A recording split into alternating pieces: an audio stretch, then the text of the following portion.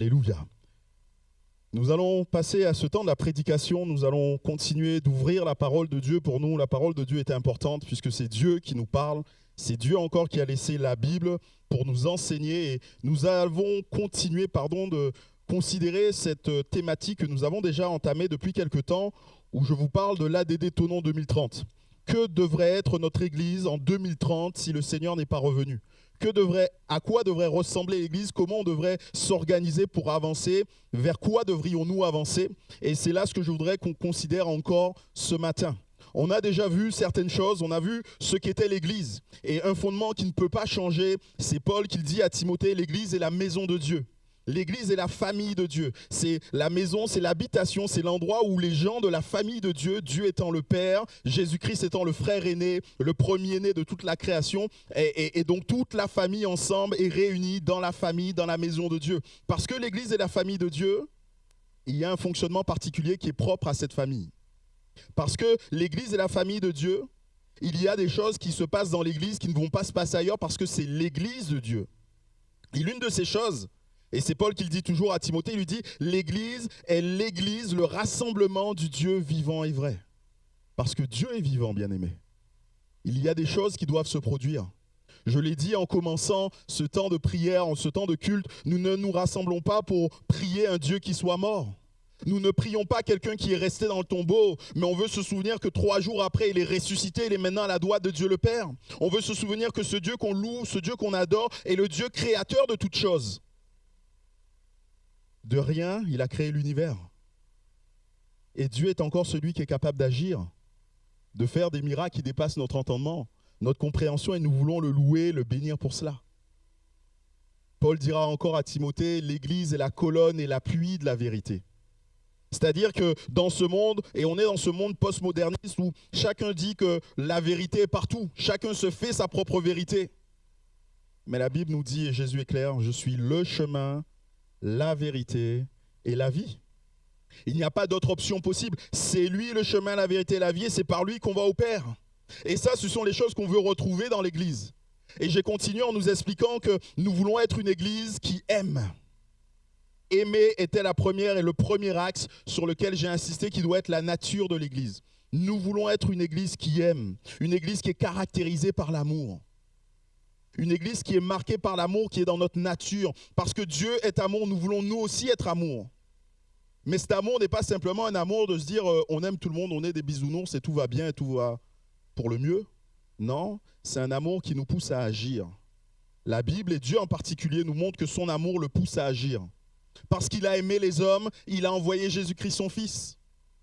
Et ailleurs, c'est Paul qui le disait, je vous en parlais dans l'épître de Paul aux Corinthiens. Il dit, je vais vous montrer une voie par excellence pour exercer l'amour, pour exercer les dons, pardon.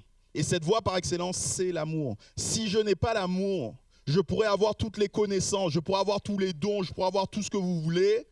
Paul dit, si je n'ai pas l'amour, je ne sers à rien. Nous voulons donc être une église qui aime. Nous voulons être une église qui sert. Et le deuxième mot pour nous était servir. Et j'avais pris l'exemple des sacrificateurs, qui étaient ces personnes que Dieu avait choisies pour le servir devant le peuple. Ces hommes devaient s'approcher de Dieu, ils ne pouvaient pas s'approcher de Dieu n'importe comment. Ils devaient être saints parce que Dieu est saint. Vous serez saints car je suis saint. Mais on a vu aussi que ces hommes étaient ceux qui étaient à l'œuvre, actifs pendant le temps de culte. Ils prenaient le sacrifice, ils le préparaient, ils tuaient le sacrifice, ils dépeçaient l'animal, ils faisaient brûler ce qu'il avait besoin, ainsi de suite, et ils s'occupaient des déchets, ainsi de suite. Ils étaient actifs. Dieu nous appelle à être actifs. Nous devons le servir et le servir de manière active. Et ça doit se caractériser aussi dans notre vie par quelque chose de particulier. Nous sommes appelés à être des disciples. Et parce que nous sommes des disciples, cela va amener une transformation dans nos vies. Cela doit amener un changement, cela va amener une progression. On ne peut pas rester là où on en est, on doit progresser et grandir avec Dieu. On veut être une église qui sert. Et ce matin, nous allons considérer le dernier axe de ce que pourrait être notre vision pour l'église en 2030. Et je voudrais commencer simplement en vous posant cette question. Que faites-vous d'un objet qui ne remplit plus sa fonction ? Imaginons que vous ayez un tournevis, mais vous ne pouvez plus visser avec. Imaginez que vous ayez un couteau et ce n'est pas possible de couper avec. Alors bien sûr, vous allez me dire, on va essayer de les réparer, hein, de déguiser le couteau et ainsi de suite, et vous n'aurez pas tort. Mais une fois que cet objet ne remplit plus du tout ses fonctions, on le jette. Voilà ce que Jésus dira. Vous êtes le sel de la terre. Mais si le sel perd sa saveur, avec quoi la lui rendra-t-on? Il ne sert plus qu'à être jeté dehors et foulé aux pieds par les hommes. Jésus fait le même constat que nous. Quelque chose qu'on prend pour remplir une fonction, pour remplir un rôle, si cette chose ne sert à rien, autant s'en débarrasser et utiliser autre chose. Autant le jeter et le fouler aux pieds.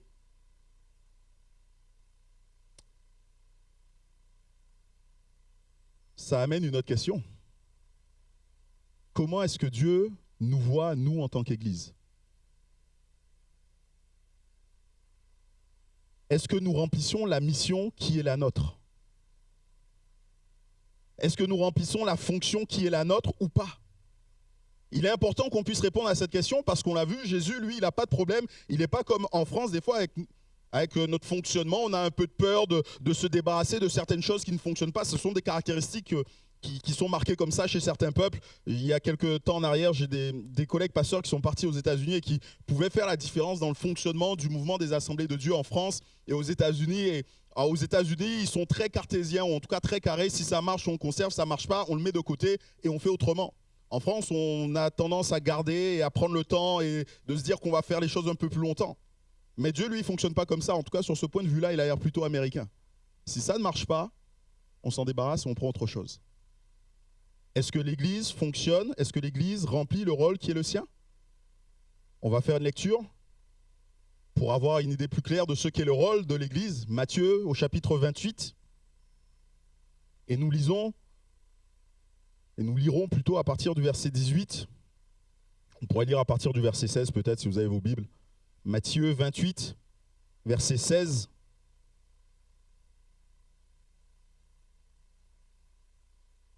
C'est un temps qui se passe après la résurrection de Jésus, et voilà ce qui nous est dit. Les 11 disciples allèrent en Galilée sur la montagne que Jésus leur avait désignée. Quand ils le virent, ils l'adorèrent, mais quelques-uns eurent des doutes. Et verset 18, Jésus s'étant approché leur parla ainsi. Tout pouvoir m'a été donné dans le ciel et sur la terre. Allez, faites de toutes les nations des disciples, les baptisant au nom du Père, du Fils et du Saint-Esprit, et enseignez-leur à observer tout ce que je vous ai prescrit. Et voici, je suis avec vous tous les jours, jusqu'à la fin du monde. Et on peut prendre un autre passage qu'on trouve dans Actes, chapitre 1 et verset 8.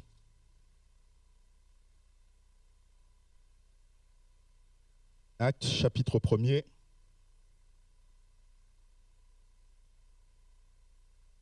Verset 8. C'est toujours Jésus qui parle. Et voilà les paroles que Jésus nous dit. Mais vous recevrez une puissance, le Saint-Esprit survenant sur vous, et vous serez mes témoins à Jérusalem, dans toute la Judée, dans la Samarie, et jusqu'aux extrémités de la terre. Et ce matin, bien-aimés, j'aimerais qu'on considère ce qui est la mission principale de l'Église, et nous avons appelé cela avec le CA « proclamer ». Proclamer, le fait d'annoncer l'évangile de Jésus-Christ, le fait de partager la bonne nouvelle de notre Seigneur Jésus-Christ. Et la première chose qui, moi, m'a interpellé, la première chose qui a attiré mon regard, c'est que l'appel de Jésus-Christ est personnel. Si je ne fais pas ma part, cela ne va pas s'accomplir. Oui, c'est de ma mission, c'est à moi qu'appartient le fait, c'est à moi que revient le fait d'annoncer l'évangile, c'est à moi que Jésus-Christ a donné cette mission. Pourtant, dans les faits, quand on regarde bien la vie de l'Église, on se dit qu'il y a peut-être un problème. Cette partie qui est la partie peut-être la plus importante de l'Église est laissée un peu à l'abandon. On traîne des pieds. Pourquoi est-ce qu'on traîne des pieds ? Pourquoi est-ce qu'on traîne des pieds à accomplir ce que Jésus nous a demandé de faire? Pourquoi est-ce que nous ne faisons pas, pourquoi nous ne mettons pas l'énergie nécessaire pour accomplir la volonté de Jésus? Peut-être parce qu'on croit que c'est un appel.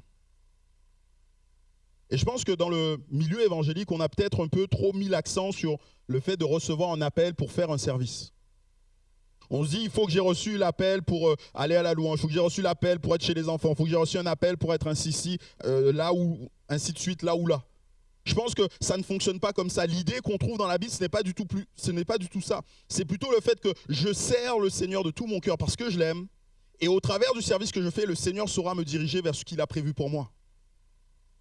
Et on le voit notamment avec Philippe. Vous savez, ce moment où les disciples ont dû nommer ce qu'on a appelé des diacres. Philippe a été l'un de ces diacres. Mais pourtant, quelques chapitres plus loin dans le livre des Actes, et ça se passe des années plus tard, on le retrouve dans une autre fonction. Pourquoi? Parce qu'il y avait un besoin de servir à ce moment-là et Philippe s'est rendu disponible et le Seigneur l'a conduit vers ce que le Seigneur avait prévu pour lui. Il n'a pas attendu un appel particulier pour servir aux tables parce qu'il voulait servir tout simplement, servir ceux qu'il aimait, servir le Seigneur. Nous, on pense et on s'attend souvent à un appel. Et s'il faudrait s'attendre à un appel pour l'évangélisation, bien aimé, permettez-moi de vous dire que l'appel a déjà été donné il y a 2000 ans. Jésus-Christ, ici, lorsqu'il dit « Allez, faites de toutes les nations des disciples », il est en train de lancer un appel. Si tu avais besoin d'un appel, le voici ton appel. Et c'est un appel qui est écrit dans la parole de Dieu, c'est un appel qui vient de Jésus-Christ. Jésus-Christ te dit « Va, fais de toutes les nations des disciples ». Jésus-Christ te dit « Tu seras mon témoin ». L'appel a déjà été lancé. Il n'y a plus question d'attendre, il n'y a plus question de chercher la volonté de Dieu. Est-ce que ce serait ce que tu voudrais pour moi ou pas? Il y a juste à se mettre en action. Amen.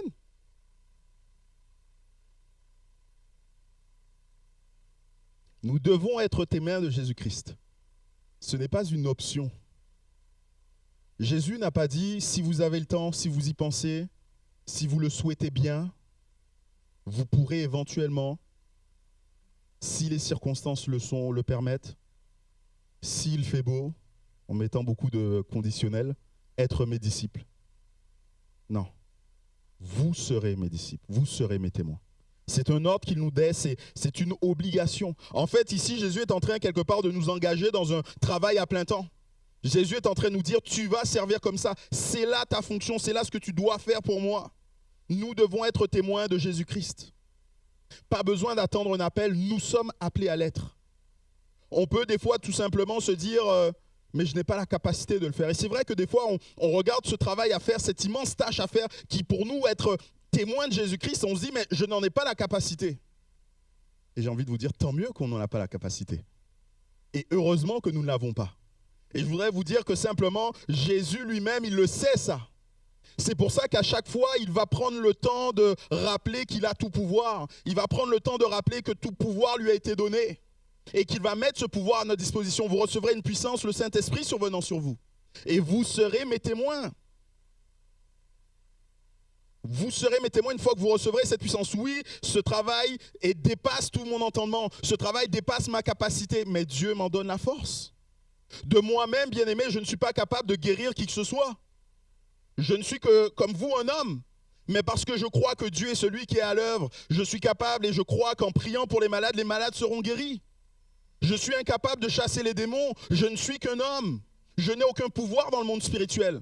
Mais parce que je sais que Jésus-Christ, lui, a vaincu la mort, a brisé les dominations, la Bible nous dit, les a livrés en spectacle. Je crois que lui est capable de chasser les démons lorsqu'on prie pour ceux qui sont possédés. Cela n'est pas de ma force, mais de sa force à lui. Cela n'est pas en moi, mais se trouve en lui. Et c'est pour ça qu'on voit l'église des premiers siècles, l'église du livre des Actes, qui ne cessait de prendre le temps de chercher à être rempli de l'Esprit, qui ne cessait de prendre le temps de se laisser être rempli par la puissance de Dieu, parce que Dieu a promis cette puissance. On va s'attendre à Dieu. Et lorsque les apôtres Pierre et Jean sont libérés après avoir été menacés par le tribunal religieux, que vont-ils faire ? Ils vont se rassembler, ils vont se mettre à se lamenter. Oh là là, c'est grave, on ne peut pas aller annoncer l'évangile, on ne va pas le faire, on n'est pas capable. Non. Non. Ils vont se rassembler, ils vont faire une réunion de prière. Seigneur, tu nous as dit d'aller de par le monde. Tu nous as dit que tu nous accompagnerais. Alors, Seigneur, permets que cela se manifeste. Nous voulons encore ta puissance pour entrer dans le plan, dans la mission qui est la tienne. Nous voulons encore, Seigneur, être remplis de ton esprit pour pouvoir accomplir ce que tu nous as demandé d'accomplir. Ce matin, je voudrais te rappeler que tout pouvoir a été donné à Jésus. Jésus le dit, tout pouvoir m'a été donné. Et la preuve, la démonstration de cela, c'est sa résurrection d'entre les morts.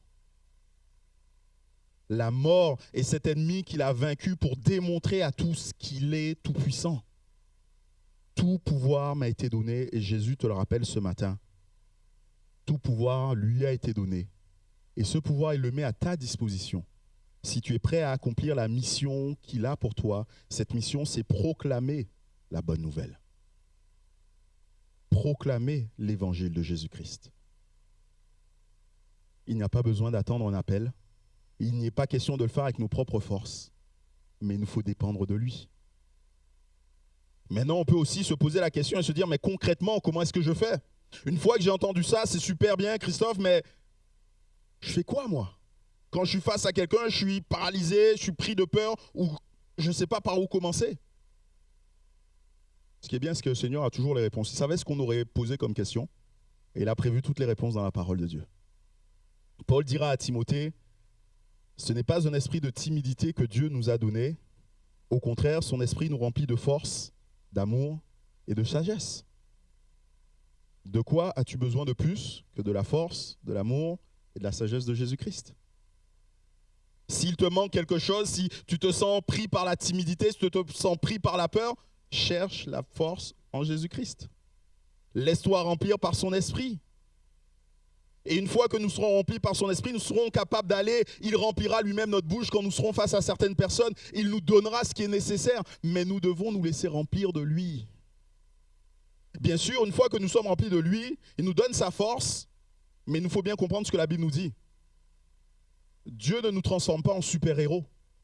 On est d'accord? Il nous donne sa force c'est pour accomplir ce qu'il nous demande. Et il nous donne sa sagesse, c'est pour faire au mieux dans les situations où nous sommes. Il ne s'agit pas de faire n'importe quoi, n'importe comment. Nous n'annonçons pas l'évangile, nous ne proclamons pas l'évangile de la même manière selon les circonstances où nous nous trouvons. Si je suis dans le cadre de ma famille, bien aimé, des fois il nous faut arrêter de partager des versets bibliques. Et vivre plus la Bible. C'est facile de lancer un verset à quelqu'un. Mais est-ce que nous, on ne devrait pas se l'appliquer à nous d'abord? Vous savez, parce que les gens qui sont dans notre famille voient et nous connaissent. Hein. On leur dit, ah, tu ne devrais pas faire ça, tu ne devrais pas faire ça, la Bible dit. Mais ils connaissent aussi bien la Bible que nous et seraient capables de nous dire, oui, mais la Bible te dit aussi que toi, tu ne devrais pas te mettre en colère. Oui, mais la Bible te dit aussi que toi, tu devrais apprendre à aimer. Oui, mais la Bible te dit que toi, tu ne devrais pas aimer l'argent plus que ton Dieu. Des fois, et même souvent, je pense qu'on devrait s'abstenir de parler et de partager des versets bibliques et plus vivre la Bible.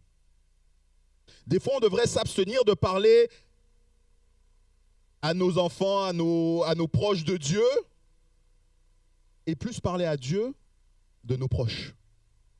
Plus prendre du temps dans la prière pour eux. Il nous faut faire preuve de sagesse. Dieu nous a donné un esprit de force, d'amour et de sagesse. Il nous faut les aimer. Si nous ne manifestons pas l'amour, comment pourront-ils entendre et connaître Jésus-Christ? Tout à l'heure, Gaël nous partageait ce témoignage-là concernant, oui, l'amour de Dieu est infaillible. Oui, l'amour de Dieu est celui qui est capable de changer nos cœurs. Je me souviens encore lorsque j'étais en Normandie, il y a 2 semaines de cela, ce week-end, vous le savez, on avait ce temps-là avec ce groupe de jeunes et pendant un moment, on est en train de vivre la présence de Dieu et une jeune fille s'approche en pleurs devant moi et impossible de parler. Je dis, mais écoute, calme-toi, qu'est-ce qu'il y a? Pourquoi tu veux qu'on prie? Et elle me dit simplement, il y a trop d'amour. Elle dit, l'amour de Dieu est trop grand. Je croyais qu'à cause de ce que j'avais fait, de ce que j'avais vécu, il ne pouvait pas m'aimer. Et là, je suis en train d'être submergé par cet amour. Et je dis, merci Seigneur, vis l'amour de Dieu.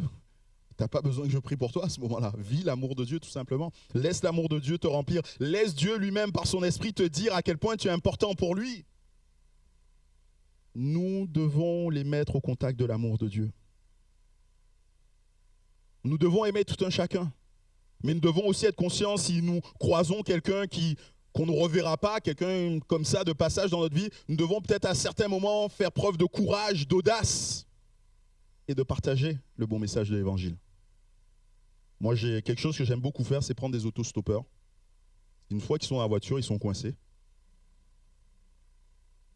Je ferme les portes, je remonte les vitres. Non, je plaisante. Mais je les prends en stop. Donc pour moi, il y a un échange de bons procédés. J'accepte de perdre un peu de temps pour les déposer où ils vont, pour qu'eux, ils acceptent d'écouter aussi ce que j'ai à leur dire. Et eux, certainement, je ne les reverrai jamais. Mais si je ne dois leur dire qu'une seule parole, s'ils ne doivent retenir qu'une seule chose, c'est Jésus t'aime. Bien sûr, avec amour et sagesse. Le but, c'est, enfin, vous comprenez bien, quand je disais que je ferme les portes et tout, c'est une plaisanterie. C'est pas on n'est pas là pour enfermer, pour forcer les gens à croire ou quoi que ce soit. Mais on veut communiquer ce message avec sagesse, amour, intelligence. Nous devons être des témoins, Jésus disait. Et quand on pense à un témoin, je pense à deux choses notamment. Un témoin, celui qu'on trouve au tribunal et qui doit dire publiquement ce qu'il a vu, ce qu'il a vécu. Et dans certains cas, on doit être comme ça. On doit oser dire publiquement les choses, on doit les affirmer. Après, libre aux autres, à ceux qui nous écoutent, de croire ou de ne pas croire. Ça ne dépend pas de nous. Mais notre rôle, c'est d'être témoin, c'est de dire ce qu'on a vu ou pas. Mais on peut voir un témoin aussi comme ce qu'on a sur la voiture. Vous savez, on a des témoins sur le tableau de bord. Ils ne font pas beaucoup de bruit, on ne les entend pas d'ailleurs. Mais si vous êtes sur l'autoroute et que vous avez un voyant essence qui s'allume, un témoin, alors vous avez le droit de ne pas l'écouter. Et de dire non, il s'est trompé, moi je continue. Mais vous risquez d'être en panne sur l'autoroute. Et vous voyez, quelque part, je pense que ce sont les deux attitudes qu'on doit avoir. Il y a des moments où on doit publier et dire les choses. Il y a d'autres moments où on doit simplement les montrer. Mais dans tous les cas, ce n'est pas à nous de choisir, ce n'est pas à nous de convaincre, ce n'est pas à nous de gagner des arguments, de rentrer dans des batailles d'arguments. Non, nous sommes là uniquement pour dire les choses. Et vous savez, quand on accepte de faire les choses comme ça, eh bien ça marche. Quand vous lisez le livre des Actes, vous vous rendez compte que l'Église s'est propagée. Alors bien sûr, on va souvent s'arrêter au livre des Actes, Actes chapitre 2, les 2000 qui se sont convertis. On va s'arrêter à Acte 3 avec les 2000 en plus, enfin les 3000 d'un côté, les 2000 en plus pour faire 5000, ainsi de suite. Et on va s'arrêter sur ça. Mais on oublie certains versets. Acte 8, verset 4. Ceux qui avaient été dispersés allaient de lieu en lieu, annonçant la bonne nouvelle de la parole. Acte 11, 19. Ceux qui avaient été dispersés par la persécution survenue à propos d'Étienne allèrent jusqu'en Phénicie, dans l'île de Chypre et à Antioche, annonçant la parole aux Juifs. Et ainsi de suite. Et c'est eux, simplement, en partageant la parole, en accomplissant cette mission que Dieu leur avait donnée, qui a permis à l'Église de grandir, à l'Église d'arriver jusqu'à ce que nous sommes aujourd'hui. Bien-aimés, nous sommes appelés à être des témoins. Et nous ne pourrons pas être des témoins comme on l'était à l'époque de la Bible, dans le sens où les formes changent. Aujourd'hui, maintenant, on a Internet, et certains choisissent, en tout cas pour les plus jeunes, de pouvoir être témoins sur Internet. Et merci Seigneur. Mais une chose est sûre, c'est que dans la vie d'un disciple, il ne peut pas ne pas y avoir de proclamation. Dans ma vie de disciple, il doit y avoir de la proclamation active de la parole de Dieu. Je dois être un témoin. Parce que c'est là ce que Dieu m'a demandé. Est-ce que c'est le cas pour nous? Alors qu'on était en CA et qu'on a abordé ce point, quelqu'un a dit tout de suite, mais c'est de notre responsabilité à chacun. C'est à nous de nous bouger. Est-ce que nous nous bougeons? Où est-ce que nous en sommes? Dieu nous appelle à être un témoin. Mais je voudrais aller plus loin, c'est que Dieu ne nous appelle pas simplement à être un témoin. Il ne nous appelle pas à être des témoins les uns à côté des autres, il nous appelle à être ensemble des témoins. Et ça, c'est le deuxième point. C'est que pour accomplir cette mission, nous sommes appelés à le faire en tant qu'Église. Aller, faire de toutes les nations des disciples. Je pense qu'il y a cette dimension d'Église ici. Nous ne sommes, chacun n'est qu'un maillon d'une chaîne, de la grande chaîne qui permet à certains d'être sauvés. Il est rare que quelqu'un arrive à l'Évangile uniquement par l'entremise d'une seule personne. Il y a souvent plusieurs personnes qui se sont suivies, qui à des moments donnés ont pu permettre certaines choses. Il y a plusieurs circonstances qui amènent quelqu'un à devenir un disciple. Même lorsque vous regardez la vie de Paul, c'est exactement ce qui s'est produit pour lui. Paul, alors qu'il est là sur le chemin de Damas, Dieu lui dit, il te serait dur de regimber contre les aiguillons. Et au travers de cette phrase, on pense simplement que ce que Dieu est en train de lui dire, c'est qu'il y a de nombreuses occasions déjà où il avait été interpellé, notamment avec Étienne. Parce que la Bible nous dit qu'il était présent lors de la lapidation d'Étienne. Et Étienne, on sait comment ça s'est passé. Étienne a dit, mais je vois Dieu, Jésus assis debout à la droite de Dieu le Père, et il s'est endormi tout simplement. Je pense que Paul a été interpellé à ce moment-là. Paul a été interpellé à d'autres moments. Plusieurs personnes ont été là comme des maillons dans la chaîne qui a permis la conversion de Paul.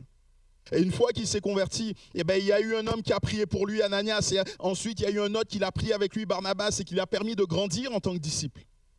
C'est à nous, en tant qu'Église, que Dieu recommande le fait de faire des nations des disciples. Autant l'évangélisation personnelle ne répond à aucune stratégie, j'ai envie de dire, c'est quelque chose qu'on peut faire comme ça au jour le jour, au fil de l'eau, autant l'évangélisation dans l'Église doit être pensée, planifiée et organisée. Que la Bible nous dit tout simplement, 2 hommes marchent-ils ensemble sans s'être concertés?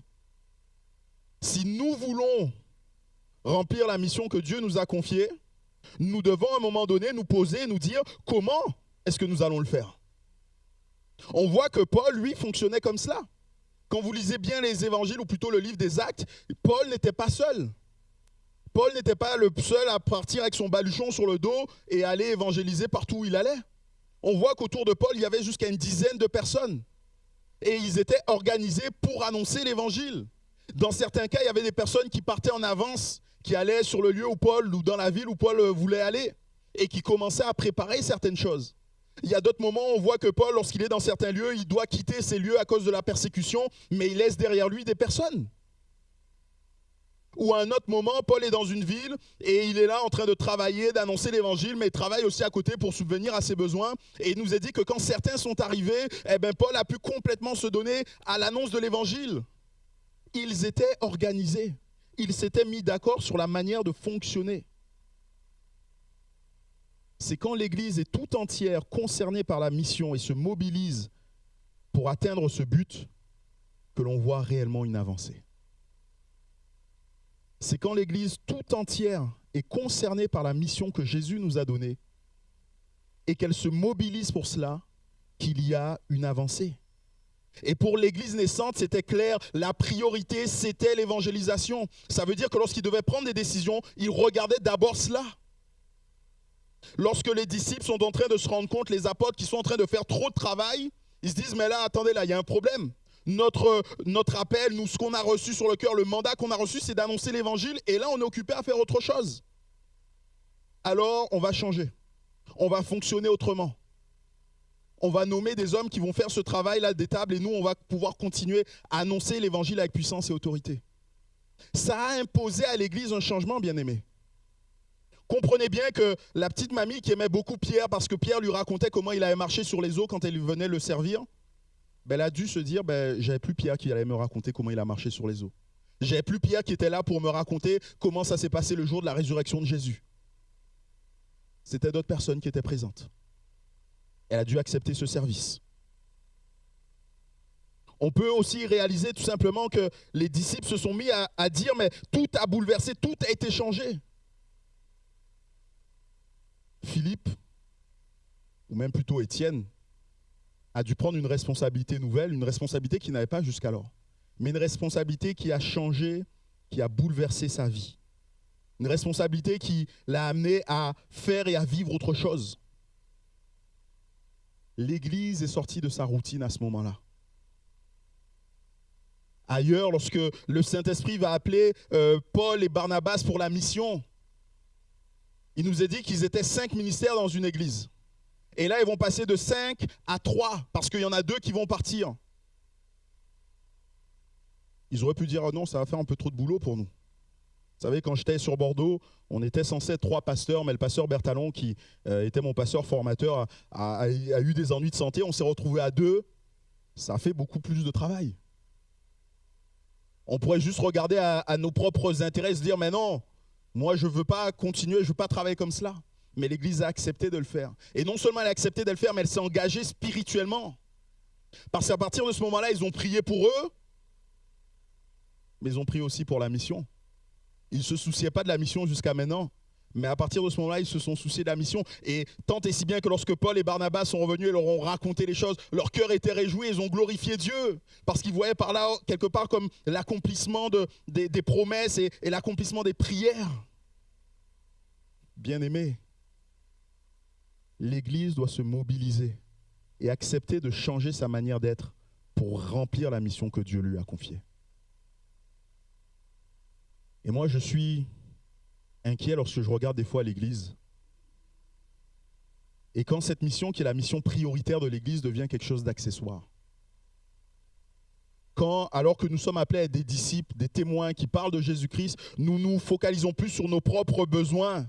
On va courir après des conférences qui nous parlent de la destinée, on va courir après des conférences qui nous parlent du fait de recevoir la puissance de Dieu, mais on va complètement se désintéresser de l'Église locale et de son évangélisation.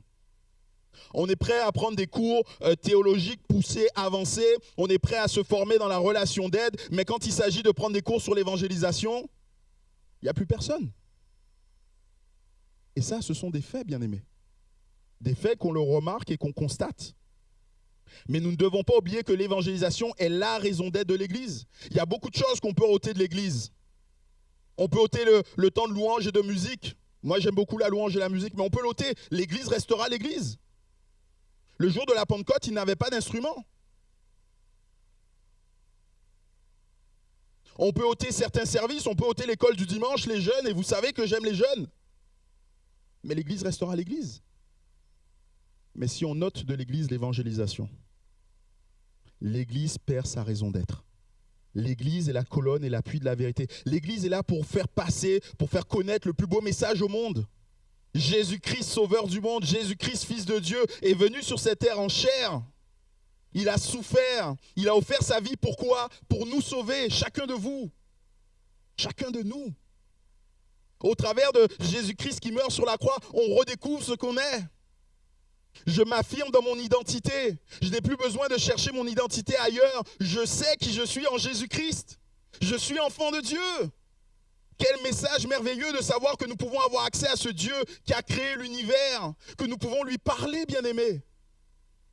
Alors qu'on n'est même pas capable de parler au président de notre propre pays. Essayez d'appeler le président Macron et de solliciter un entretien avec lui. On en reparlera. Là, le Dieu de l'univers n'attend qu'une seule chose, c'est d'être en contact avec vous. Et non seulement il veut vous entendre, mais il est aussi celui qui veut vous parler. Pour accomplir la mission qui est de gagner le monde entier, il nous faut une organisation, il nous faut une mobilisation. L'Église doit se donner les moyens de remplir la mission qui a été confiée par le Seigneur. Et forcément, je dois nous poser cette question.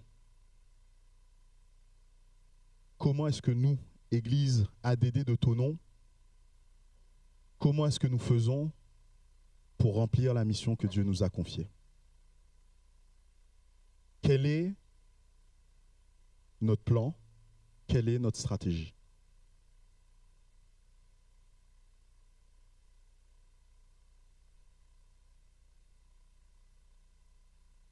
En partageant tout ça avec le CA, il y a quelque chose qui est revenu sur mon cœur lorsqu'on lit le passage de Actes, chapitre 1, verset 8, que nous avons lu en commençant. Jésus dit, vous serez mes témoins à Jérusalem, dans la Judée, dans la Samarie et jusqu'aux extrémités de la terre. Jésus va donner ici des indications géographiques. Mais on pourrait penser qu'il s'agit d'indications chronologiques.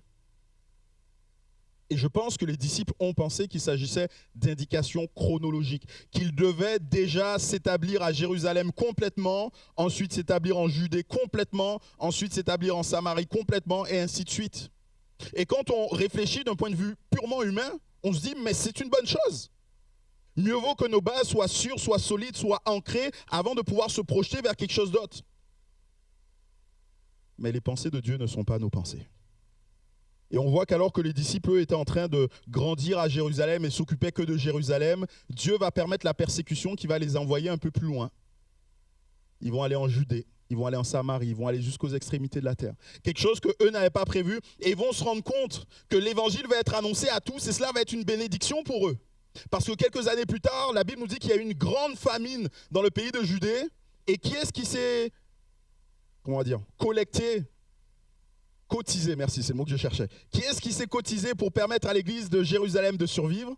Ce sont les autres églises qui ont été créées.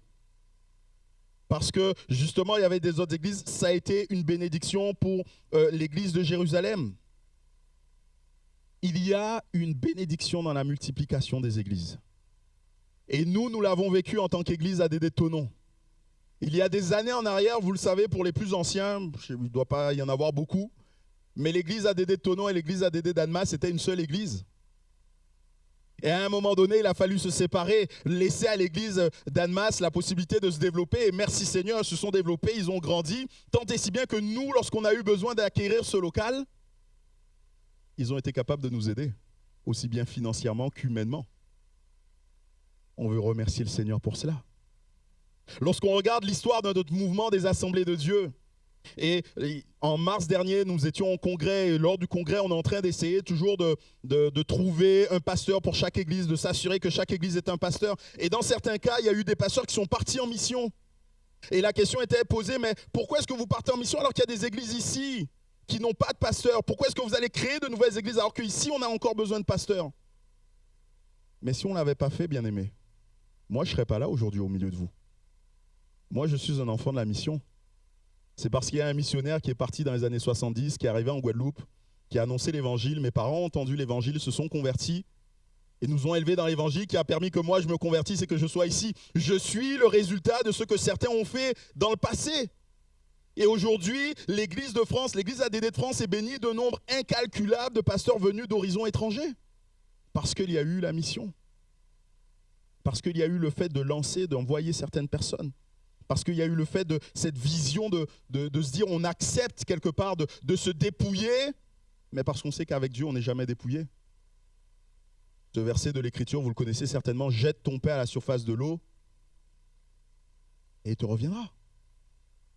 Et je pense que dans une certaine manière, nous devons accepter d'agir comme cela. Nous devons avoir une mentalité, une vision d'implanteur d'église. Nous ne pouvons pas venir et nous dire simplement notre but, c'est d'entretenir ce qu'il y a là. On n'est pas des gardiens de musée, bien-aimés. Les gardiens de musée veillent sur des choses inestimables, mais des choses qui sont mortes, qui ne bougent pas. Ils veillent sur des vestiges. Nous ne sommes pas appelés à être des gardiens de musée. Nous sommes appelés à avancer pour gagner pour le royaume de Dieu. Est-ce que vous croyez que Dieu veut sauver un grand nombre de personnes? On dit ben oui. J'ai entendu Bernard dire ben oui. Mais des fois, nos attitudes démontrent le contraire. Lorsque nous étions au congrès, je vous ai dit, le thème de ce congrès pastoral, c'était « La pluie vient ». Et l'un des orateurs, l'un des pasteurs, le pasteur Michel Maurice, a pris cette anecdote avec nous. Il nous disait que dans le sud de la France, il y a une certaine époque, il y a des années reculées, lorsqu'ils étaient frappés par la sécheresse, souvent, on demandait au curé du village de prier pour la pluie. Et donc, le curé du village a organisé un temps, a dit avec l'église, nous allons prier pour la pluie. Mais quand il a vu tout le monde arriver, il s'est dit, en fait, personne n'y croit. Et tout le monde, étonné, lui dit, non, mais pourquoi est-ce qu'il dit ça? Il dit, mais personne n'est venu avec un parapluie. Si vous croyez qu'on va prier pour la pluie et que la pluie va venir, vous devriez au moins vous préparer. Et ma question, c'est, est-ce que vous croyez que, oui, Dieu veut sauver un grand nombre de personnes? Si on dit oui, alors il faut se préparer. Il faut se dire, est-ce que nous sommes aujourd'hui en capacité d'accueillir tous ceux que Dieu nous enverra? Soyons fous. Dieu va nous envoyer à la Pentecôte 3000 personnes. Est-ce que nous sommes prêts à les accueillir? Et quand je dis est-ce que nous sommes prêts à les accueillir, je ne parle pas ici de lieux physiques. Parce que ça n'a jamais arrêté l'Église. Nous, des fois, on ramène les choses à des considérations physiques en se disant, mais si on a un lieu physique, on pourra. Non, non, non. À l'époque, ils n'avaient pas prévu et ça a quand même fait. Ils étaient organisés dans l'Église. Ils étaient organisés. Les 120 étaient capables de prendre des personnes nouvellement converties et de les faire grandir comme des disciples. Est-ce que vous êtes capable aujourd'hui de prendre quelqu'un nouvellement converti et de le faire grandir comme un disciple, de lui expliquer l'évangile, de lui expliquer les bases de l'évangile, de prier avec lui? Est-ce que nous sommes organisés pour? Si on croit que la pluie vient, il nous faut nous organiser, il nous faut nous mettre en action. Je veux que nous ayons une vision. La vision qu'on va avoir va nous permettre de ne pas regarder simplement le travail fait, mais le travail qui reste à faire. Parce que lorsqu'on regarde juste le travail fait, on peut se dire merci Seigneur, la semaine dernière, on a fait 4 baptêmes. Alléluia, gloire à Dieu. Merci Seigneur parce que la salle ici est pleine. Merci Seigneur. Mais quand on remet ça en perspective, 4 baptêmes, une salle d'une centaine de places pleines, merci Seigneur. Mais on est combien dans le Chablais? Il n'y a que ça que le Seigneur veut sauver? Il nous faut nous remettre en cause. Il nous faut nous poser les bonnes questions. Pourquoi est-ce qu'on n'atteint pas nos buts? Peut-être parce qu'on n'est pas assez rempli de l'esprit, pas assez consacré au Seigneur. Alors Seigneur, je vais prendre du temps pour te chercher. Pourquoi est-ce qu'on n'atteint pas nos buts? Parce que je ne suis pas suffisamment à l'aise avec le fait de parler du Seigneur, parce que je ne prends pas ce temps. Alors je vais faire le nécessaire. Nous devons avoir une vision. Et c'est pour ça que j'ai partagé cela avec le CA, et c'est quelque chose qui est fort pour moi dans ce 3e axe qui est la proclamation. Je souhaite vraiment, et quand je l'aurais souhaité, quand je l'ai partagé avec le CA a été un peu surpris, et vous le serez peut-être. Mais vous comprenez bien, et je pense que vous savez où je veux venir. Je souhaite que d'ici 2030, nous ayons implanté notre église dans le Chablais.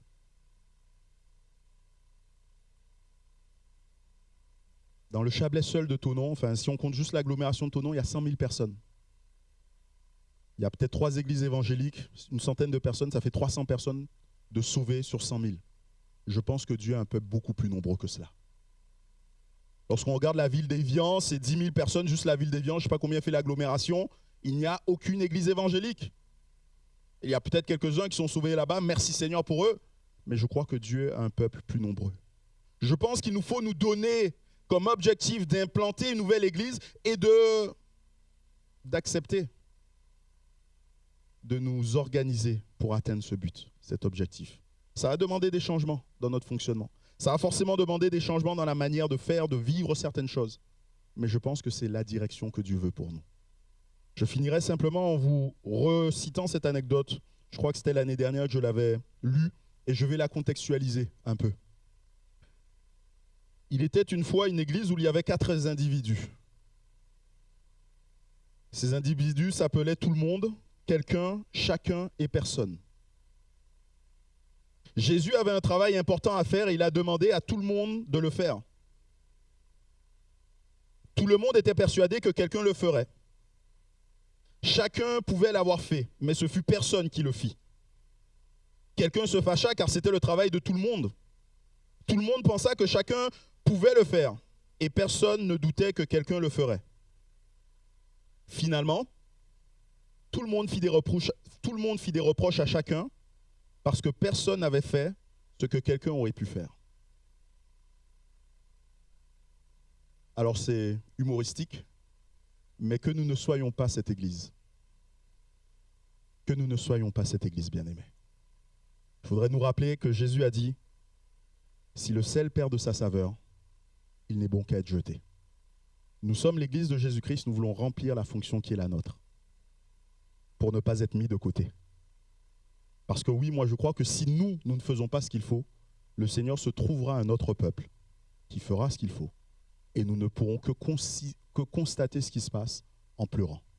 Moi je préfère être de ceux qui sont avec Dieu et qui travaillent. Que le Seigneur nous donne de pouvoir rentrer dans ce travail. Amen. Seigneur, je veux encore te remercier pour ta parole et pour tout ce que tu nous dis, Seigneur. Je veux encore, Seigneur, recommander chacun de ces temps que nous allons passer aussi encore tout à l'heure, Seigneur, mais surtout que cette parole puisse porter du fruit, que nous puissions nous remettre en travail, Seigneur, concernant l'évangélisation, que nous puissions nous remettre en travail concernant le fait d'être tes témoins, Seigneur. Vraiment, nous voulons être une église missionnaire, comme toi-même tu l'es, et que nous puissions propager le bon message de l'évangile à tous. Merci, Seigneur, pour ton esprit qui va nous animer et qui va nous conduire, parce que tu nous l'as promis, tu ne nous laisseras pas seuls. Sois glorifié encore, Seigneur mon roi. Amen. Alléluia.